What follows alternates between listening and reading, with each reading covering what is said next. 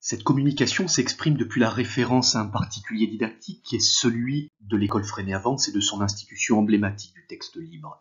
Le projet propose donc un modèle possible de reconstruction de la forme scripturale scolaire, conceptualisée dans les travaux de Lahire et qu'il convient de comprendre comme une occurrence de la forme scolaire telle qu'elle s'y particularise dans l'enseignement de la langue écrite. Le trait majeur qui détermine cette forme scolaire scripturale consiste dans une mutation profonde du sujet parlant, c'est-à-dire dans une transformation radicale de son rapport au langage. Pour le dire encore autrement, la langue écrite se construit sur un dualisme que la forme scolaire scripturale organise entre la vie et l'école, et que l'on peut résumer, selon l'expression berquienne, comme un fétichisme de la langue cultivée par l'école. Il faut comprendre ici que l'expression du monde familier de l'élève y est secondarisée, voire neutralisée, au profit d'une reprise réflexive de la langue qui n'y est étudiée que pour elle-même. L'enjeu de cette communication consistera donc à montrer dans quelle mesure cette institution du texte libre peut se constituer en pratique de savoir pour favoriser une augmentation épistémique de l'expérience personnelle de l'élève. Ce projet nous amène donc à considérer le motif de reconstruction depuis son contexte initial et original de production. Autrement dit, depuis le motif deweyien de reconstruction de l'expérience et de l'expérience comme processus continu de reconstruction. Au sein de la problématique scripturale, il s'agit de comprendre le cheminement libre du vécu expérientiel des élèves vers l'expérience d'écriture. C'est pourquoi ce particulier du texte libre sera ici encore réduit au particulier de l'un de ses aspects, celui de l'idée de texte, ce moment de délibération où l'élève sait et choisit de quoi il va parler dans son texte. Nous montrerons comment cette étape du texte libre, ou ce degré zéro de l'écriture libre, naturellement considéré comme un événement spontané, dans une institution où l'élève retrouve la liberté d'écrire ce qu'il veut, est en fait un allant de soi, qui mérite d'être interrogé et problématisé. Nous montrerons comment l'école Freinet réévalue profondément ce mythe du spontanéisme pour faire de l'idée de texte une institution à part entière. La réflexion ne s'attachera donc pas à modéliser la phase d'écriture du texte libre, mais se situera dans l'angle mort de cette pratique au plus près de son intersection avec l'expérience la plus immédiate. Il s'agira de comprendre cet épisode génétique et gestationnel du texte libre, où la vie d'élève accède au statut d'idée de texte pour entrer dans le geste d'écriture. Ce particulier peut se formuler encore dans la limite d'une hypothèse, celle d'un contrat phénoménologique du texte libre. Nous appelons d'abord contrat phénoménologique l'ouverture des institutions didactiques sur le milieu paysager de l'école. Cet aspect nous invitera à penser le rôle du lieu scolaire dans tout projet de reconstruction de la forme scolaire. Le contrat phénoménologique désigne également le jeu du contrat comme système d'attente, partagé entre le professeur et les élèves. Le professeur doit offrir les conditions d'une hospitalité scolaire, sachant accueillir la référence au vécu expérientiel des élèves, et les élèves doivent travailler une conversion épistémique de leur expérience. Nous parlons enfin d'une identité phénoménologique de ce contrat, selon son acception étymologique, en tant que l'institution didactique favorise l'apparition du vécu de l'élève dans le circuit du langage. Cette hypothèse sera travaillée à partir du particulier d'un exemple, dont nous tâcherons de dégager la généricité d'un modèle possible de reconstruction. Cet exemple est celui d'une cabane d'amitié construite en septembre 2017 par des élèves dans une école où il est une coutume de construire des cabanes. Cette cabane d'amitié est devenue le sujet d'un texte libre. Le texte libre se possibilise en pratique de savoir dès lors qu'il parvient à fonctionner comme une production de milieu d'écriture. Comprendre son geste de reconstruction revient donc à questionner la manière dont cette institution didactique met en œuvre une redéfinition du milieu didactique, c'est-à-dire une manière spécifique de produire un milieu d'écriture. Rappelons que le milieu recouvre la structure du problème, que la situation didactique confronte à l'activité des élèves. Cette problématicité de la situation didactique prépare d'une part la rencontre de l'élève avec l'ignorance, et d'autre part la rencontre avec le savoir, puisque l'élève apprend ce qui est à apprendre par et depuis la résolution de ce qui fait problème. Nous avons réservé à la communication écrite l'inventaire des constantes qui déterminent l'épaisseur problématique de tout milieu didactique d'écriture. Nous nous concentrons ici sur une couche spécifique au milieu d'écriture dans le texte libre, la rencontre de l'élève avec sa liberté. Ce problème est corollaire du fort taux d'adidacticité de cette situation libre d'écriture qui dévolue à l'élève jusqu'au choix de son idée de texte. La dynamique du milieu commence avec la clause proprio motu qui fait naître le mouvement d'écriture en l'élève origine et depuis ses complexes d'intérêt. L'élève doit ici choisir son idée de texte et doit savoir ce qu'il va écrire tous les matins entre 8h et 9h30 durant les phases du plan de travail individualisé. Il doit exercer sa faculté de délibération dans cette institution d'autonomie. Il fait en quelque sorte l'épreuve de sa liberté. Il faut préciser ici que la forme frénetienne n'est pas un projet d'émancipation, mais qu'elle s'origine dans une anthropologie où la liberté est fondatrice et ontologique. La liberté n'est autre que l'expression d'un élan vital qui cherche à persévérer dans son être et augmenter sa puissance d'agir. L'élève doit faire avec sa liberté. L'expression libre reste donc, selon la formule kantienne, une prescription de liberté. Il y a une difficulté, une décision audacieuse à se saisir de sa liberté pour sortir de la minorité intellectuelle. Et c'est en ce sens que l'école Freinet s'institue en réserve d'enfants, comme éducation à l'usage que l'enfant fait de sa liberté pour progresser dans son être. Aussi convient-il de recevoir avec beaucoup de précaution cette interprétation de Clanché, ici affichée dans la diapositive. À l'école Freinet, la banalité des textes reste une factualité inévitable d'écriture, mais elle n'en constitue pas pour autant un droit. Il y a déjà dans cette permission les germes du permissif qui expriment tout l'affaiblissement postural du professeur. La confiance établie dans la relation conjointe entre le professeur et l'élève dépend, ainsi que l'a montré Pro, de cette juste dialectique entre bienveillance et exigence.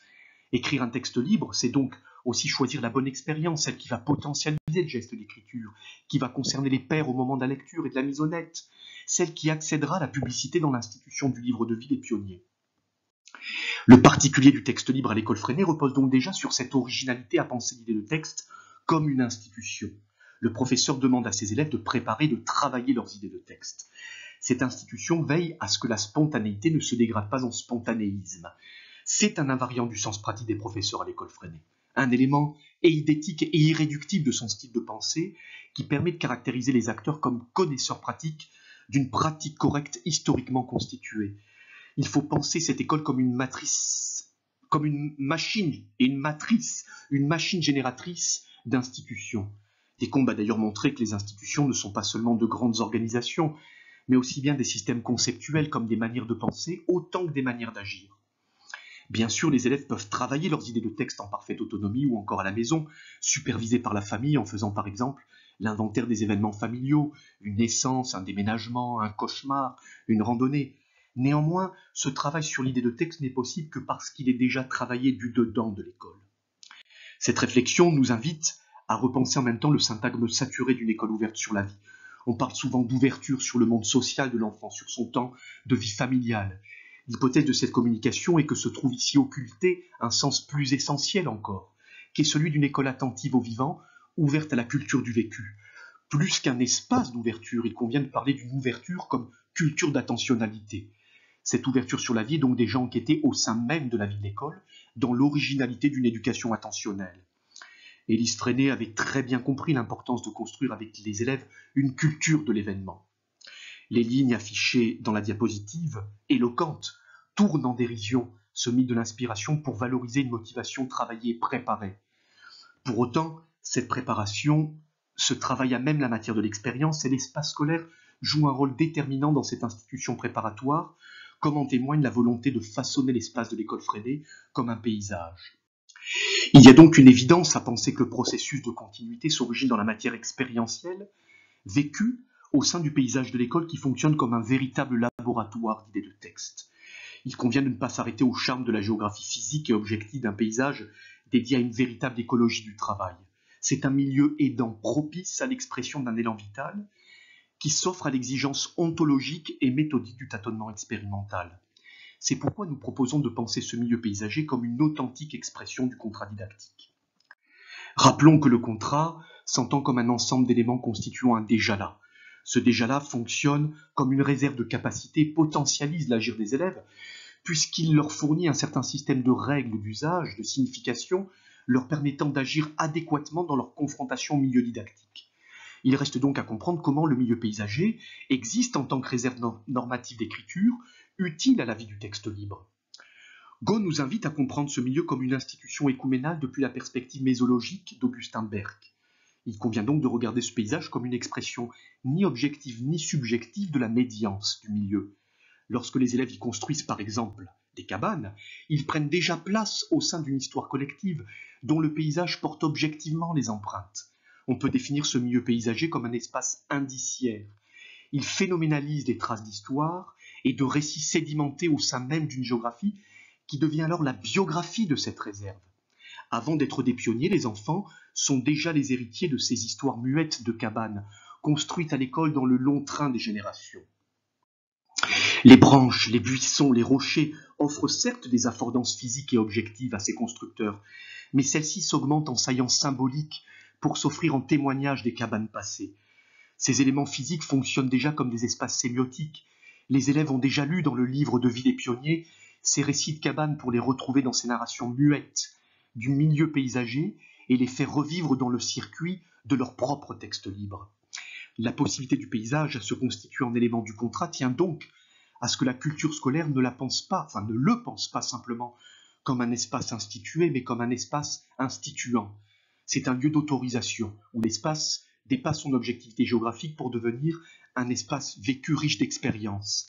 C'est pourquoi l'austérité sanctuarisée de l'espace républicain y est remplacée par une conception écologique de l'espace en tant que milieu possibilisant la création de nouvelles expériences. Les élèves peuvent donc grimper aux arbres, se cacher dans des grottes et des buissons et construire des cabanes. L'institution de l'idée de texte opère donc comme une véritable éducation attentionnelle qui travaille sur le regard, à même la perception des élèves et les habitue à déchiffrer cette épaisseur du paysage. C'est une institution d'attentionnalité, comme dirait Ingold, et cette écologie attentionnelle ne peut être désolidarisée d'une écologie corporelle. Les signes du paysage s'incorporent et traversent toute la sensorialité de l'élève. C'est au sein même de cette intimité corporelle, ni objective ni subjective du corps médialbertien, que s'opère la dialectique contrat-milieu, c'est-à-dire la trajectivité de l'écriture, où le déjà-là du milieu paysager rencontre la structure problématique de l'écriture. L'élève ne répète pas une histoire, il l'invente. La voix du texte libre n'est jamais un « on », mais celle de l'auctor du sujet un et unique d'énonciation, pour reprendre ce propos de Clancher. Sa cabane est l'œuvre de la sensibilité de l'élève, sa manière personnelle d'être affecté par la matière, sa façon d'être en prise sur le paysage. Toutes les cabanes sont des espaces personnalisés construits sur mesure. Le poids des branches, la texture de leur bois, le parfum du romarin, des cystes et des coronilles glauques qui colorent en même temps la végétation, la cohabitation des écureuils ou des toiles d'araignée ouvrent des espaces d'émotion qui font de chaque élève un interprétant et un créateur de nouvelles significations. Le contrat du paysage dialectise avec le milieu d'écriture par la médiation du milieu soi, où l'élève intériorise des histoires qu'il refaçonne. Ce milieu soi est donc un espace incoatif, c'est le lieu des histoires qui n'ont pas encore été racontées. Ricoeur a eu cette saisissante intuition d'une structure pré-narrative de l'expérience qui se constitue en une authentique demande de récit. Quelle est donc la part du professeur à ce niveau d'expérience ? Le professeur est d'abord un promeneur, et ce promeneur transporte avec lui la vie des institutions qui nomadisent dans le paysage. Nous faisons ici référence aux travaux de Gaux, qui ont montré cette vie didactique des temps interstitiels où s'augmente la chronogénèse du contrat didactique pour être le temps d'une véritable action conjointe entre professeurs et élèves. Durant le temps méridien, l'école freinée, les professeurs arpentent les sentiers de l'école pour rendre visite aux élèves dans leurs cabanes. Dans ce transcript, nous pouvons voir comment l'action professorale prépare l'entrée de l'expérience dans le circuit du langage. Déjà, nous voyons chez les élèves la gestation d'un récit qui se constitue en prémisse d'écriture.